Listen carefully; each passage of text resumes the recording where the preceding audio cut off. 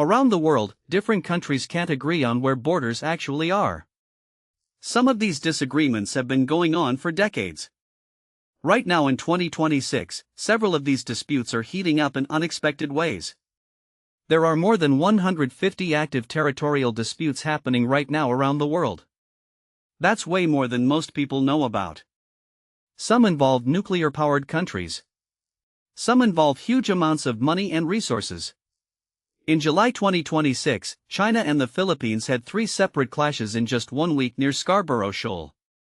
That led to joint drills with the United States and Japan. In August, India and China held high-level talks to manage their border tensions. And in the Arctic, countries are competing to claim underwater territory as the ice melts. Pipelines and shipping corridors are creating new border friction. When Ukraine and Russia had disputes over an oil pipeline in February 2026, neighboring countries had to find alternatives fast. Meanwhile, new trade routes from Mexico and through the Middle East to Europe are reshaping where goods actually flow. In July 2026, ASEAN countries said they made significant progress negotiating a code of conduct with China for the South China Sea. This is one of the few hopeful signs that countries might actually agree on rules for disputed waters.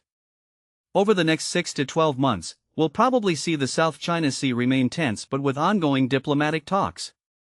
New trade corridors like the India-Middle East-Europe route might actually reduce pressure on traditional disputed waters. Arctic nations are using international law to settle who gets what underwater resources, and so far that's working. Most border disputes aren't about just proving who's right or wrong. They're about oil, gas, fishing rights, and shipping routes worth trillions of dollars. Countries care most when their economy depends on it. So the next time you look at a map, remember, those lines aren't always settled. Countries are working, sometimes peacefully, sometimes not so much, to redraw them. And how those negotiations turn out affects global trade, shipping, and world peace for all of us.